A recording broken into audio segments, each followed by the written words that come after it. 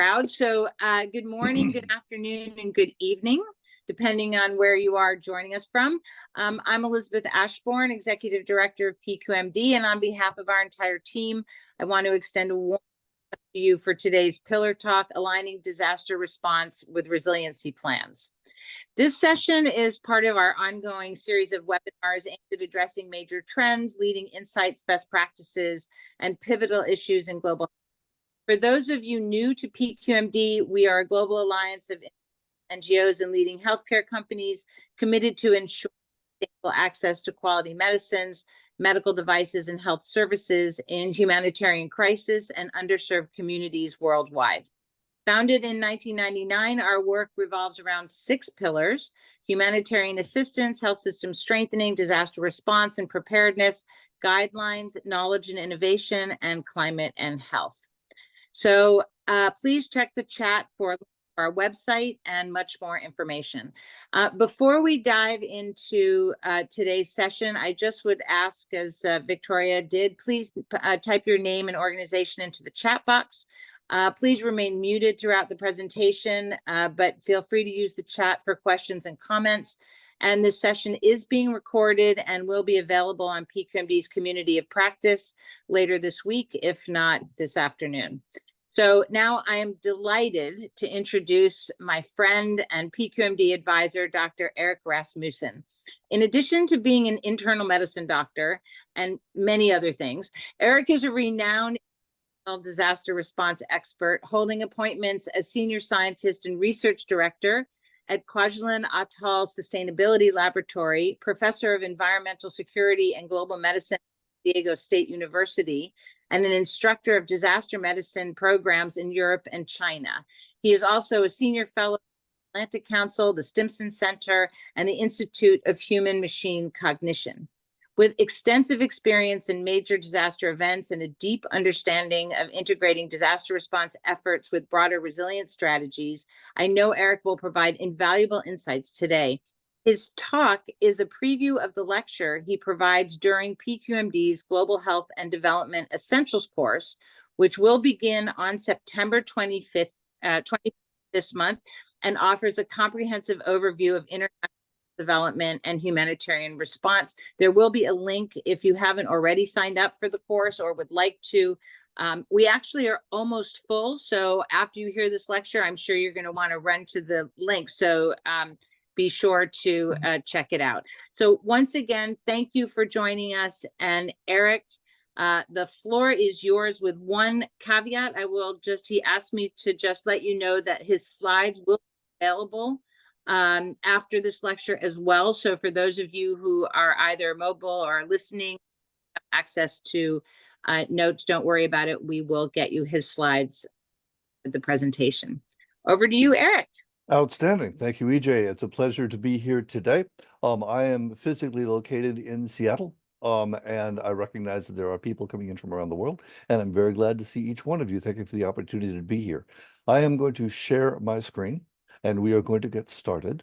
We are trying hard to ensure that we end on time. We recognize that there's a lot of busyness out there, and I want to just make sure, let's call it Victoria, you get to make the call on whether you can see that image of that cute little girl. Okay, good. So what we have here is the beginning of a discussion that is going to be mostly around the kind of things that are done in the disaster response realm, with a bit of focus on climate and a little bit on some education. Because I don't think there's much point in listening to an overview of a subject unless somebody actually gives you some real information. So this is Super Typhoon Haiyan. This is in Tacloban in 2014, taken by my colleague Lorenzo Mosha. You will see others of his images as we go along. I lead, among other things, the Global Disaster Response Team for the Roddenberry Foundation, which is supported by the Star Trek franchise. And we're going to get right into it. If there's any difficulty at all with anything, don't hesitate to unmute and talk to me, and I'll do what I can to fix whatever is going wrong. And it's interesting to note that we still have people coming on. So I just ask any questions if you're not quite sure what's happening, and we get beyond you. So as EJ mentioned, I have various positions in various places, but mostly I was a Navy doc for a long time. Internal medicine, Stanford undergraduate, Stanford Medical School, trained at Parkland Hospital in Dallas, then went on to San Francisco General and got a master's degree in disaster medicine from WHO. They have a program that's run out of Northern Italy that is absolutely superb. It is not necessarily for physicians, and I recommend it to you. It is a master's degree in disaster medicine, done both online and in person in Northern Italy in the spring. You definitely want to wander out there if you possibly can. What I'm talking about today, and some of the slides that you will see, are from the course that was mentioned as EJ started, the Global Health and Development Essentials, which has 8 sections, 8 modules. I teach number 7, and you'll see a subset of there today. These are the topics that we cover in the course of that month and a half, and I strongly recommend that you join in. One of the things that you're going to see as a recurrent theme today is that a lot of disaster response these days is made more challenging by what is conventionally known as the great exacerbator, right? Climate change, no matter what you have going on, too wet, too dry, too many people, too few people, is made worse by climate change. And we are seeing that over and over and over again. Because I had a US military focus, I'm quoting a US military person here, but many, many other militaries are recognizing that climate change has become a national security issue for them as well. And I'm happy to address that further in the questions. What he was worried about, Admiral Locklear, a decade ago, is becoming something that is no longer avoidable in the daily discussion. This is the kind of thing that we saw in headlines last March. Red alert coming out of the WMO report that said everything is kind of going wrong at the same time. That's becoming an issue for people that are trying to mitigate and trying to adapt. My focus is on people trying to adapt, and we'll talk about that more in a moment.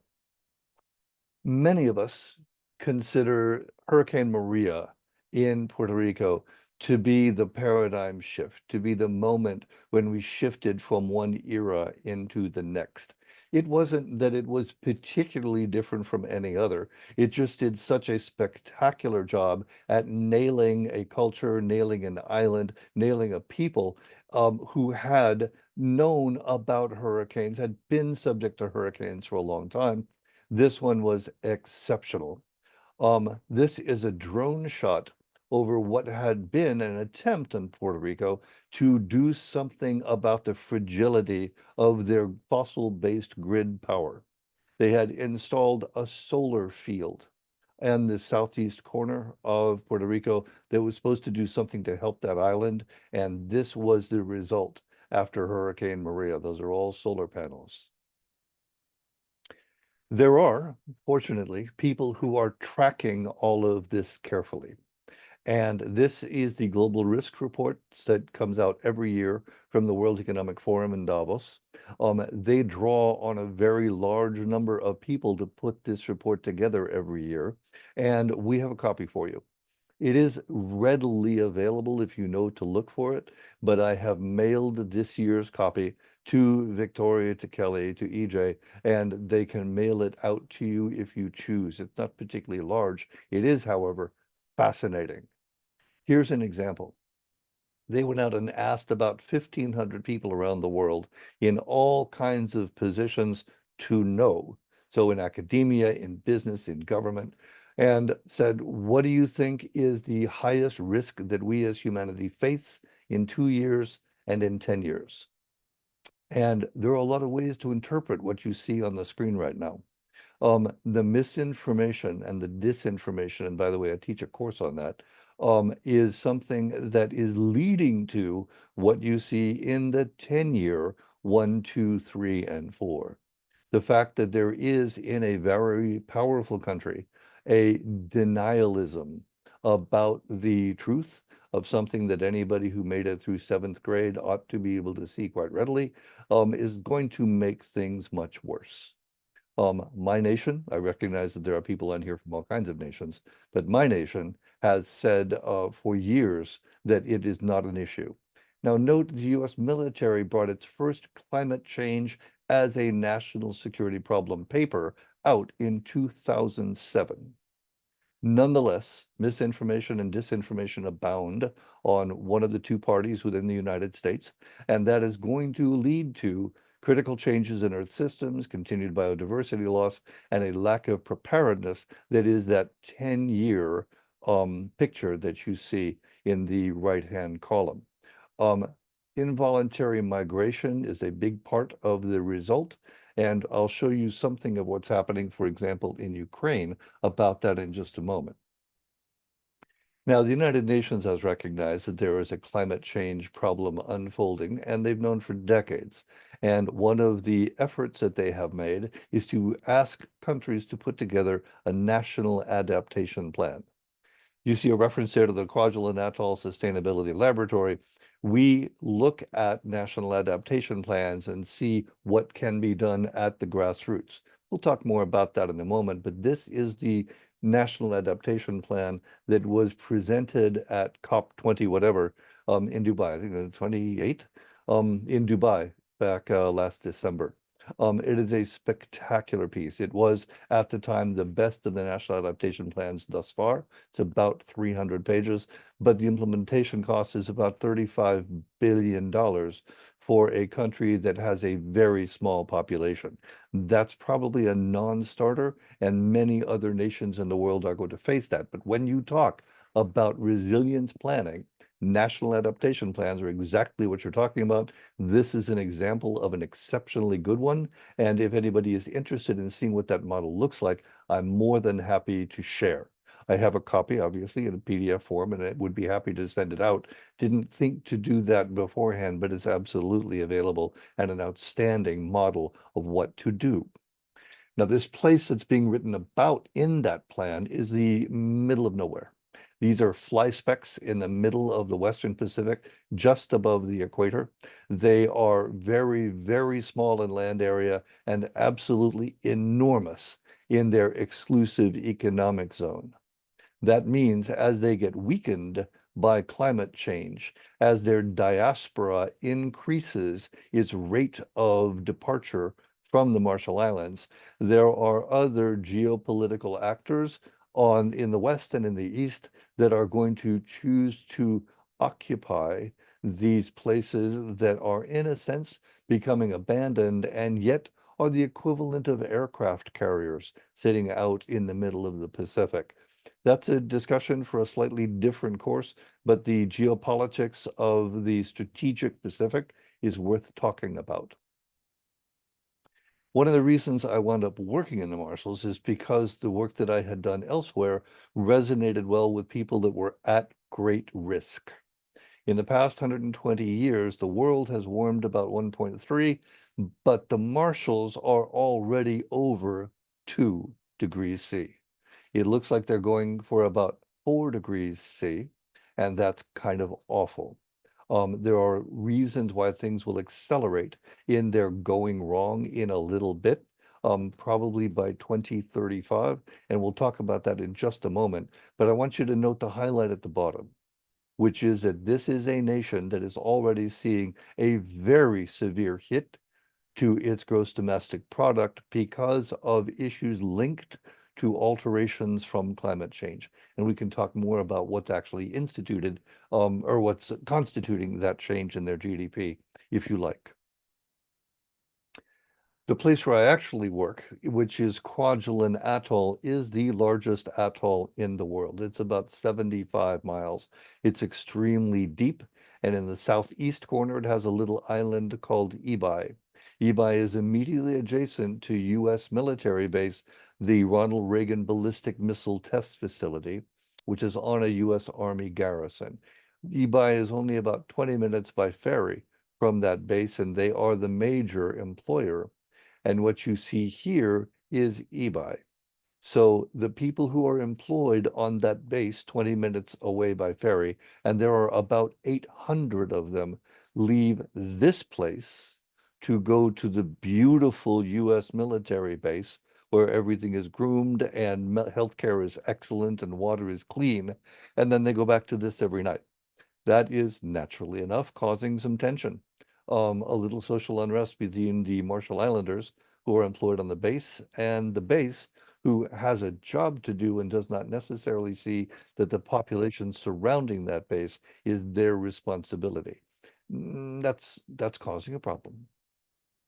Because on eBay, that's another look at eBay, there are all these problems. And I'm not going to go through them one by one, but you can see that these are cascading failures. And I mentioned earlier that climate change is the great exacerbator. It is the thing that makes everything else get worse. And when you have all of that already going wrong before climate change does its thing, you recognize that there is a degree of fragility that is almost unmatched in the world. There are other places on the planet that are in bad shape. This one is 2,400 miles from anywhere else. That makes a real difference. This is a part of what they're facing. Kurt Starlazzi, the lead author on this article, is a friend. He's at the U.S. Geological Survey, and he's a professor of physical oceanography at the University of California at Santa Cruz. Kurt's a smart guy, and he's got a great team. And they have noted that the problem is not for these islands sea level rise. The real problem is going to be the increasing intensity, duration, and direction of storms that appear above and below the equator. The Marshalls sit almost on the equator. So as storms get more frequent and more intense north and south, and by the way, there are several in play today. There's one hitting China today that became a super typhoon last night. We are going to find that the resonant waves, so the storms in the north and the storms in the south, have waves that pile on top of each other on the equator, more or less where the Marshall Islands are. And that results in overwash events on blue sky days. You don't know that it's coming. It's at the moment, it's mathematically very difficult to predict these overwash events. And probably everybody on this call saw that on the 20th of January, a big set of what were called rogue waves hit Roy Namur in the Marshall Islands. Many of us saw the doors being blown in the Army cafeteria on that island. That's an overwash event. That's exactly what we're talking about. Blue sky day, late in the evening, no warning at all, and suddenly there's $2 million damage on a very, very small island belonging to the US military. It was only possible to see that because it was a very developed island because it is part of that military base. It happens on other islands with no notice whatever, and the populations there just have to live with the consequences. Within the National Adaptation Plan, knowing that the Marshall Islands are facing all of that, they have taken a page out of the Palestinian playbook. They have decided that the first principle within their plan is the right to remain. They know that they didn't have anything at all to do with essentially with the problems that are being that are unfolding right now, right? They did not do much about greenhouse gas emissions and so forth. So the right to remain, a little bit like the right to return for the Palestinians, has become a watchword for the Marshallese. What I do is work on 3, 6, and 8, the highlights that you see there. How does anybody adapt to the changes that anybody doing the math can see are going to be unfolding over the last 20 years? And this is where they're starting. The population center, Ebi, that I showed you, is one of 94 islands get back there. One of 94 islands associated with Kwajalein Atoll, which is a ring of islands. Those islands include islands like this one, Ebadon, where I was working earlier this year. In fact, just about 6 weeks ago. And there's only about 75 people permanently inhabiting that island. We have a climate research station that we've installed on that island, and it's working very well. But these are the people that we're working with. These are the kids that are looking toward a future where it may not be inhabitable for much longer on that island.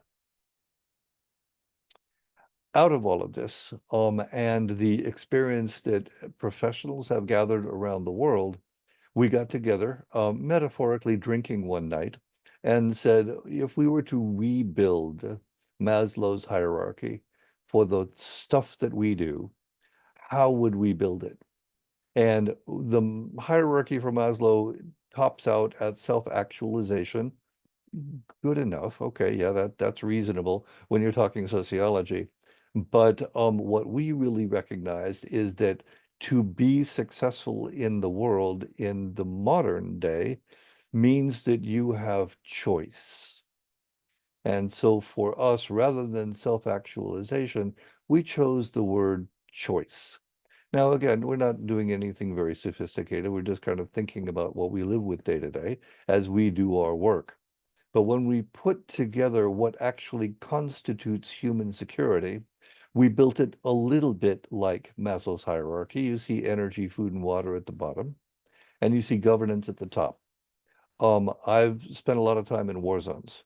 And one of the things I've seen in both war zones and natural disasters and even complex humanitarian emergencies is that the rule of law breaks down. If it ever existed before, it breaks down. And if you don't have people who are in charge and able to make decisions, it becomes very difficult to do your work. More on that in a moment.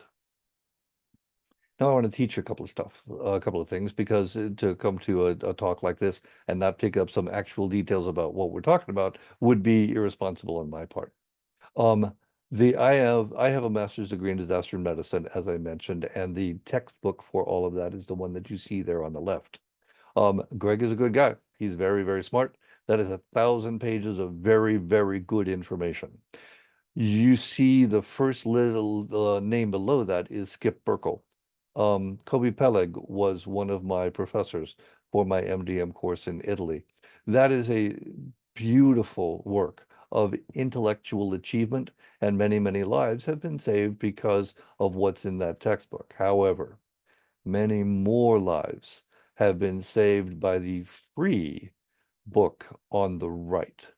The Sphere Handbook has been put together over an extended period of time. It has come out in multiple editions and many languages, because it is how we ensure that dignity and respect are offered to those who have been displaced and find themselves in the middle of nowhere. That is actually a very common problem in the modern world. There are over 100 million people displaced in 2024 involuntarily from their homes. And whether that is Gaza or Ukraine or Ethiopia or Venezuela, there are people on the move who didn't want to be. And how we take responsibility for their safety and their care comes in great part out of that Sphere Handbook. It's not the only one. I think we have people from UNHCR on this call, and UN High Commissioner for Refugees has a refugee handbook that is also superb. It is not as well known, it's not as comprehensive as Sphere, so Sphere is the way I'm focusing for today. And out of the profession of disaster response and the building of adaptation plans and resilience plans, you need to have some common grounding.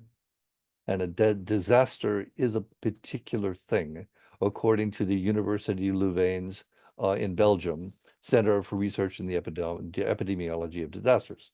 Um, to use a simple definition that is about able to be implemented anywhere, 10 killed, 100 casualties, somebody says it's a disaster, or the event has so overwhelmed the nation that they call for help from the outside.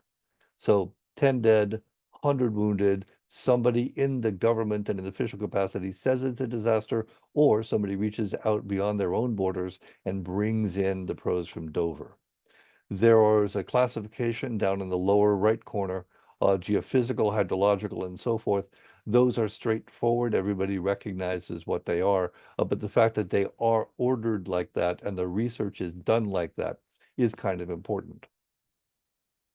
The categories are the ones that you would expect: sudden onset, slow onset, epidemics, and then complex emergencies. We're going to talk more about complex emergencies, but I want you to note one that very few of us see, and that's the one in the upper right, the man who seems to be surrounded by kind of pale tan snowflakes. That is a locust infestation in Ethiopia about 2 years ago. Locust infestations are profoundly destructive, right? Food goes away in a matter of days. It's very difficult to control. We try to track the outbreaks of these locust clouds early and do what we can to prepare. There's a group of people who do a wonderful job at trying to help farmers protect their crops when we see this coming, because these travel for hundreds of miles. They come out of Yemen, they come out of Malawi, they come out of Mali, and they can destroy a large fraction of the cereal crops being grown in Africa during the harvest season. Um, and the other two images that you are pretty obvious. So disaster risk, we talk a lot about this because the science of disaster management is one that has gained in sophistication over the years. And it is very common to have something threatening in the environment. We're only talking natural disasters for the moment, in the environment that will never become a disaster because there's no people nearby to be affected by something changing in that hazard. So a disaster happens when something that is a threat affects an unprepared population. And there are a number of things, as you could imagine, that makes the likelihood of something transitioning from a stable hazard to an active event more likely, and things that make a population more vulnerable to whatever is about to happen. They are there. And as EJ mentioned, anybody who cares can have this deck, and you're welcome to learn, just learn from these slides if you choose. Um, that shows us two ways to address the cycle that is disaster preparedness, the event recovery and reconstruction. Here's an example of population vulnerability. Around 1950, this was an open field not far from what would eventually become Jomo Kenyatta Airport in Dar es Salaam, Tanzania. Because there were people needed to work at the airport, a small community grew up around the outside fence. That community got larger and larger and larger. Nobody really knows how many people live in this slum, but it's probably somewhere around 300,000 plus or minus 100,000. I work in the Aga Khan Clinic in that slum, and it is filled with really interesting, very fun people who need a great deal of medical care because very little is available to them. That's also true for communications and education and clean water and all of the rest. So this kind of accumulation on the outskirts of a major city has, of course, happened all over the world. You see it in Lagos, you see it in Sao Paulo, you see it in Mexico City, you see it in Yangon. But those are very fragile communities who basically have their own way of getting through life. And that way of getting through life is very difficult for an outsider to see. We've not done much work on this. The UN did a beautiful report in 2003, 2 decades ago, called The Challenge of Slums. A lot of that work has not been advanced because other things and overtaken by events and budgets and staffing. But there's not as much work being done in these informal communities as there probably should be, so we don't know the dynamics within them as well as we might. A particular problem is when you have some place like that slum in Kiwalani that then has both a conflict because some faction leads to violence, and then something that is more like a natural disaster occurs, a storm that leads to a flood, that leads to displacement, and suddenly you have what is now termed a complex humanitarian emergency. Many of the worst emergencies on the planet right now are CHEs. And most of them have involved conflict over the last 20 years or so. We recognize as we see these things unfolding that healthcare and education and social welfare are the first things to break, which means that's a really impressive spiral that is deeply regrettable and very difficult to manage. Many people give up at this point and they leave and they go off to find something better. That happened in Syria, for example, and led to a flood of immigrants coming into Southern Europe in 2014, 2015, and destabilized governments in Europe. That is still an ongoing problem. And the fact that those people who came from one culture are now in a place with a different culture, there is some conflict there, and some contested societal norms, and that's going to get more complicated as time goes on. There is a place that is tracking this. And this is, as I mentioned earlier, the Center for Research in the Epidemiology of Disasters. CRED at the University of Louvain in Belgium has documented about 26,000 disasters over the past 120 years, most of them natural because they don't do wars and they don't do terrorist attacks. And 2023 was an exceptionally bad year. I won't go through all that, but that is a lot of humanity under duress for 1 year. And that was just last year. And things are actually, as you might guess, getting worse. And the last one is of interest. One of the things we're all concerned about is the gradual deterioration of infrastructure around the world. As nations have chosen to reduce taxes, or if they have had governments that have failed to be able to collect taxes, those things that might be built or rebuilt as they get older don't get fixed and they collapse. And we had the Derna and Mansour dams in Libya break, and one of them crashed right onto a village and then continued on down a valley. 11,000 dead, many thousands missing. And if you were not in the region, you might not have heard about this at all. And it probably killed 20,000 people last year. I'd be interested to know later on just how many people were a part of that response who are on this call. And this is the recognition of the reality. So that year 2023 really was as bad as it seemed. And when you ask the National Oceanic and Atmospheric Administration to look just at the United States and just for a 20+ year period and adjust the dollars to normalize in 2010 so that you don't have to build in inflation, or dismiss things as, oh, well, things are more expensive now, you see that there is a genuine increase in what is happening, not only in the US, but across the world. I could have done something very similar on that graph for the rest of the world. But for the US in particular, for those people who are here, you really are seeing things getting much worse very fast. On the other hand, people like me and people like you on this call have learned how to prepare for some of the worst disasters.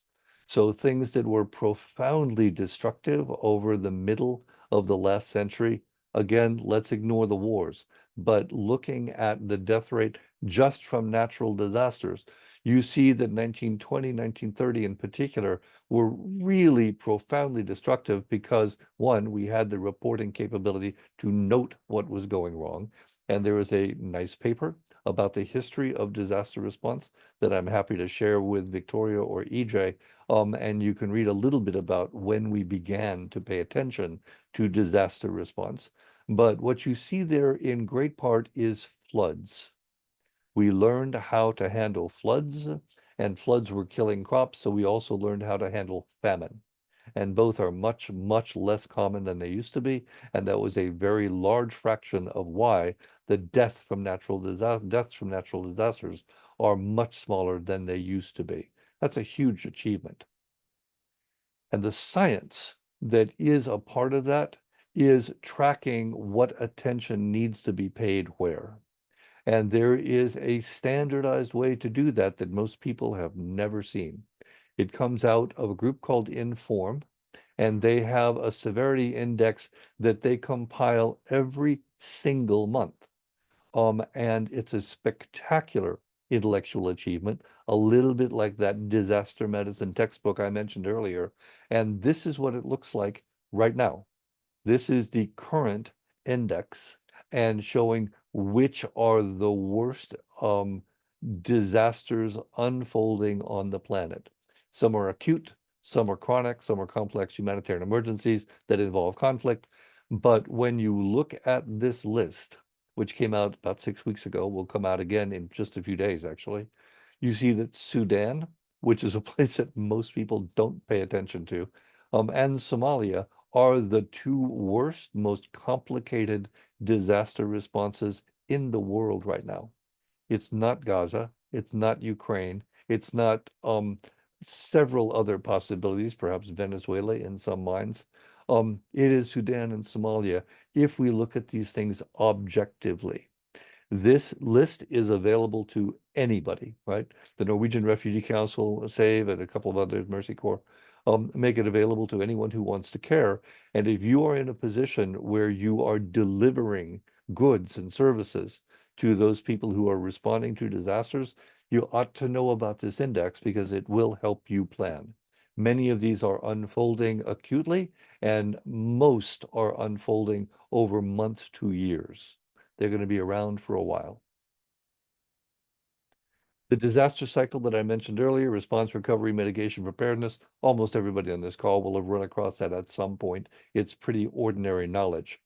However, inside response and recovery, we have a breakdown of things that we see as we come in. I no longer come in the first wave. I used to be a doc responding within a few hours to disasters that happen around the world. I don't do that anymore. I let that immediate response come in, and then I bring in water purification and other things that are second tier. We can always bring in bottled water if we need to for a while, but we need to get the medical care in, the assessments done, people evacuated, and then I come in a little later. So I come in that emergency relief phase 2. And the phases of disaster are not much different from the unfolding of new technologies, right? We get very excited for a little while, then we get disillusioned, and then we come to terms with whatever that new technology might be. And because much of the world does not have a dedicated emergency management agency, we in the US, for example, have FEMA, the Federal Emergency Management Agency, and FEMA has implementing partners all over the place. Most countries, many countries anyway, use their militaries to coordinate their disaster responses. That works great. We have all kinds of treaties and agreements and guidelines and policies that are at the international level that do a great job in figuring out how the civilian organizations and the military organizations can work together. This is an example, UN OCHA, the Office of the Coordinator for Humanitarian Assistance, with me at the Banda Aceh tsunami aftermath. We had known each other for a while. We had trained together. So it was very easy to take all of my military resources and put them at the disposal of UN OCHA. We have, on the military side, many more logistics capabilities than most humanitarian agencies. So we have figured out ways to do that responsibly that doesn't annoy too much either side of the equation. And we can't do that work well together unless we have information. There's a famous man, Gary Strong, working in disaster response at DARPA, the Defense Advanced Research Projects Agency in the US, who said, yes, of course, people need medical care and they need water, but they need information first.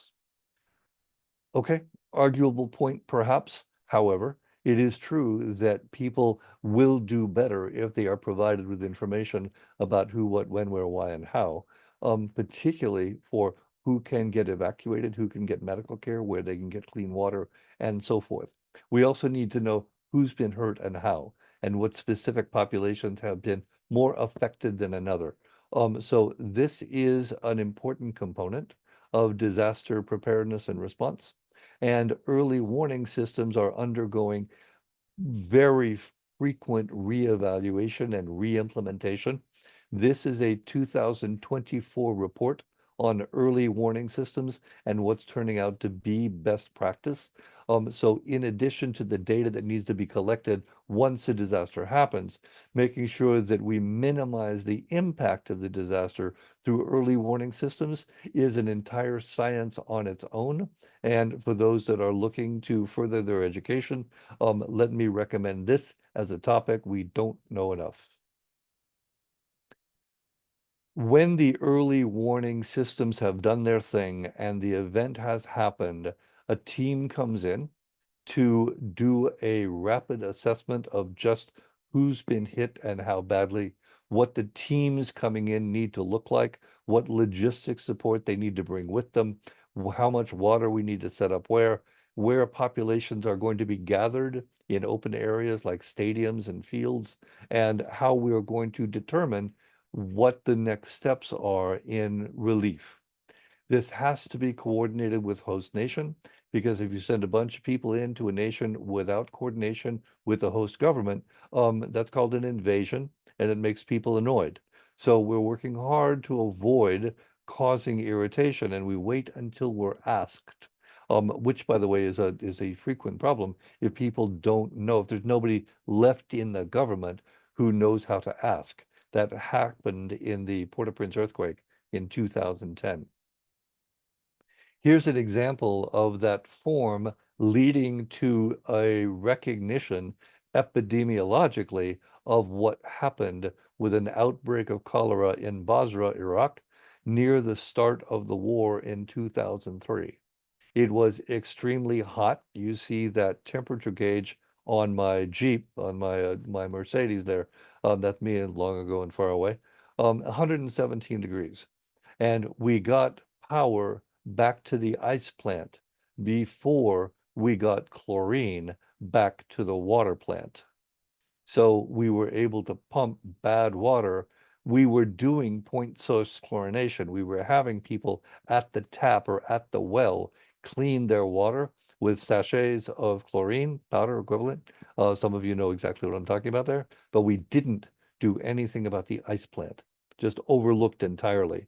And because it was so hot and ice has been such a part of Iraqi culture, the ice market that has been there for 2,000 years, bringing ice down from the snowpacks up the river, it wound up with contaminated ice. The ice that you see there has cholera in it.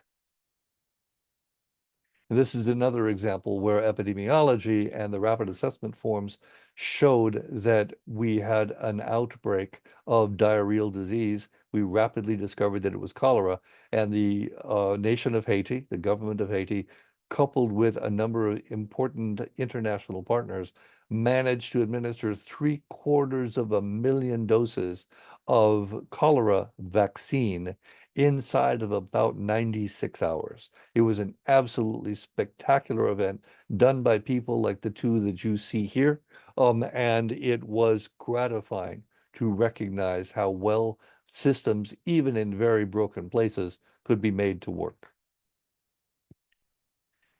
Now, this is my focus. Not everybody does this, but the provisioning of clean water is often the single most important thing that can be done. This water was after the hurricane in New Orleans in 2005, I think it was.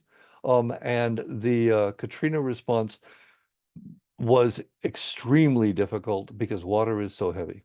Water was profoundly contaminated the entire region. We had to bring in everything that the city of New Orleans was drinking and then distribute it. Anybody who would like to work on advanced degrees in the logistics of distribution in very thin resource locations would probably find some worthwhile study to do. And the topic of bringing water in, it falls under a cluster called WASH, water, sanitation, and hygiene. That is a photograph that I took in the Haiti earthquake, where sachets of water were back on the street within about a week. And that's a good sign that the place is beginning to recover because, as everybody recognizes, it is kind of a commonplace to mention, but first responders are not the professionals, right? It's not paramedics, it's not EMTs. The first responders are the people who are next door that didn't get crushed by the house that fell over in the earthquake, right? It's your neighbors. So people begin to rebuild their lives and rescue their friends almost immediately, right? As soon as they determine that they and their tribe or clan or family are safe, they start looking out for one another. It's very gratifying to watch. Rebecca Solnit did a beautiful book about that.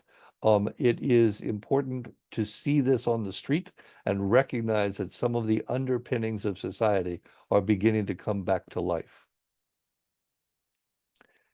Now, the water, sanitation, and hygiene standards are set by the book that I first showed you, right? The Sphere Handbook that is free, 400 pages of how to do it right, and it sets the standard of who gets what in order to have first survival and then a little bit of dignity.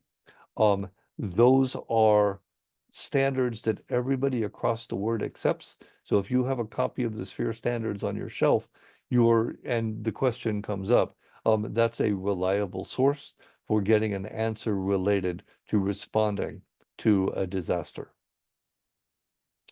In addition to WASH, we have those kinds of illnesses that might have been already under treatment before the disaster happened, before the conflict made it a complex humanitarian emergency. And it's something that we often cannot see because the records are very frequently destroyed in the conflict or in the natural disaster that layers on that conflict. So what you see here is me looking at a baby that had been under cardiac care because she has an anomaly in the way that her heart and lungs are arranged. You can't easily tell, but she's kind of blue. She's kind of cyanotic, and she was scheduled for heart surgery 2 weeks after this photograph. And then the Iraq War began. The infrastructure was so profoundly damaged that she couldn't get care, and she had to be evacuated to Vienna, as a matter of fact, in something called MERPI, the Medical Evacuation and Repatriation Program for Iraq. We do this all the time. This is something that International Organization for Migration is especially good at. They are now a part of the United Nations, and they are the ones that take people out of a zone and then bring them back in again when their care has been completed. It's excellent work. They're really good at it. And this is another man who's really good at something. It's an awkward transition, my apologies. But I want this guy to get a Nobel Prize, and nobody has given it to him yet. We face malnutrition in displaced populations very frequently. Stanley Zlotkin at the University of Toronto went to a great deal of trouble to develop what look like sugar packets that are actually micronutrients called sprinkles, and you sprinkle them on a porridge or a gruel or an egg or a pancake, and it can do remarkable things to help children recover from the disruptions that they go through in their ordinary feeding. From very young to full adults and into the elderly, sprinkles can be a way to do a great deal to minimize the fragility of an immune system in the face of displacement. And he did get the Order of Canada. He gave all of this information away with zero benefit to him, and he is an absolutely wonderful human being. I want you to know this, that when we talk about under 5 mortality and we talk about maternal mortality, most of the deaths in children under 5 and in pregnant women giving birth happen during displacement, during disruption. And a lot of people miss that. A lot of people think that it's simply a lack of medical care within the system. No, it's when whatever little medical care, whatever doulas, whatever midwives, whatever societal plans for the care of children get disrupted that we see deaths. And disaster and displacement are a tiny fraction of what's happening in the world in maternal and child care. So the fact that more than half happen in that little tiny fraction means that it's somewhere we ought to pay better attention. So beginning to wrap up, when you look at what it takes to volunteer to help in a disaster, we want you to have the incident command system certifications that are free. Each one of the first three can be done in a weekend easily, and the link for that is at the bottom of this page. Incident Command System 100, 200, and 700 will allow you to walk into any emergency operations center, show your certs, and be put to good use, either in the field or in the center of the Emergency Operations Center, the EOC. I recommend that you consider volunteering after having gone through those courses online. I think you'll find it rewarding. And this is the kind of thing that happens when the incident command system and all of those educated people decide to work together. In 5 weeks, a displaced population hanging out in a mountain valley got housing and got food and got clean water and got adequate sanitation in 5 weeks, 300,000 people. And the expertise and the collaborative capabilities that requires is staggering. But we do have an existence proof that the incident command system and all of the other collaborative efforts work. Here's another example where this has happened recently. I have worked quite a bit in Ukraine, and in fact, you can't easily see it, but that's a Ukrainian bracelet that was put on me in Kiev. This is the kind of mapping, this is the kind of data that can be accrued when you need to know who is going to be where so that you can prepare for them. And what you see on that map on the right is from one city, where are people going as that city fell to the Russians? And it was a very large movement of people, and sometimes they couldn't get out of the oblast. They didn't have any transportation, so they had to leave their home, but go into the fields. That's okay in September, like now. It's not at all okay in the notorious Ukrainian winters that begin about middle October. So this kind of mapping turned out to be very useful and saved a lot of lives. As I mentioned, the host country is always in charge.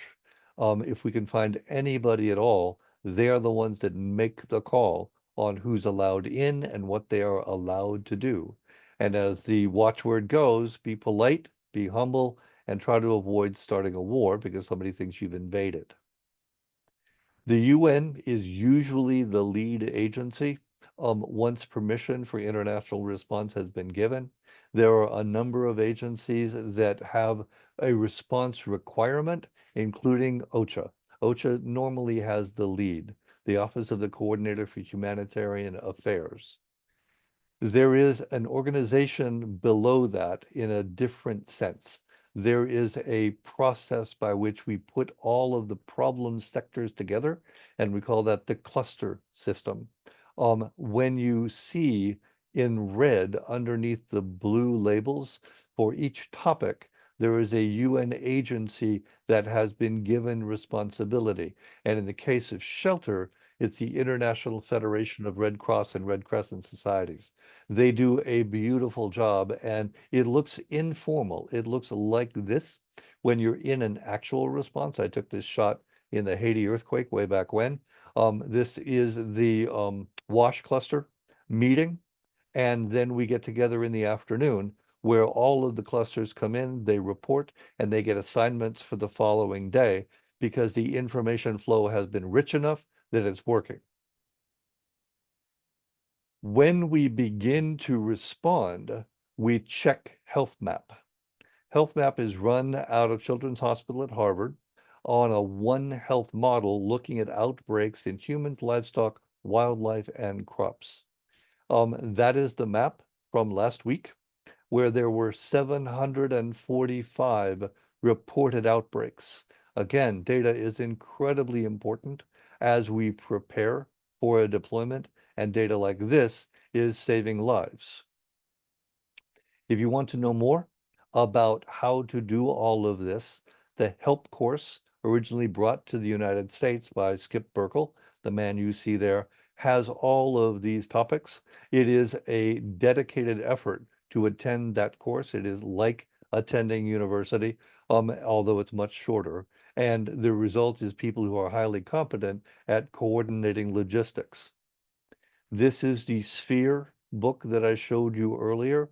It is where we gain the standards for establishing dignity in displaced populations. It is a free download. And the Sendai framework is what we're using these days to work on making things better and better and better.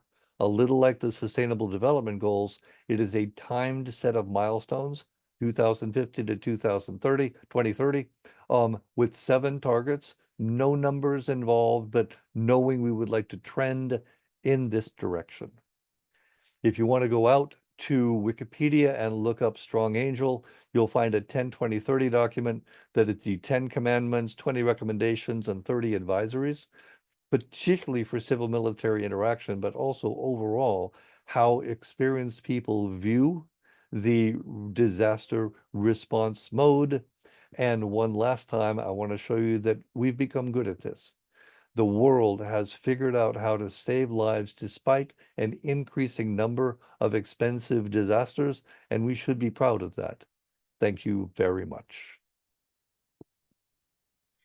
Thank you so, so much, Eric. Please, what an incredible hour. I've heard this lecture in 1-hour versions and 2-hour versions, and I always learn so much every single time I hear it. So I'm so grateful. And I would ask everyone to please join me in thanking Dr. Rasmussen or Eric for his insightful and engaging presentation. And thank you all for joining us today. Just a reminder that PQMD is, committed to connecting you with global experts like Eric and so many others for valuable insights into development and advancement of major trends in global health and development. Also, this full session of this particular module is available at PQMD Global Health and Development Essentials course, which does start in a few weeks. Now you know why Eric's module is consistently considered one of everyone's favorites. This comprehensive 8-week course offers an in-depth international development policies, global health environments, and medical product donations. Before you go, I've seen that Beth has put into the chat to please take a moment to complete our 3-question poll, if you wouldn't mind, so that we can keep bringing you these high quality programs and do it to the best of our ability and the way that you want to hear it. And thank you once again, and please stay tuned for more webinars and discussions through PQMD's community practice, and hope everybody has a wonderful day. And Eric, thank you again so very much for your time and your talent and your expertise and your constant contributions to PQMD. Thank you so much. You're very welcome. It was good to be here. Thank you. Thank you, Eric. And just a reminder, his presentation will be available on the community of practice as well as the links that he provided. Thanks everybody for joining, and Eric, fascinating, really interesting. Thank you. Thank you, Victoria. Is everybody, let's see.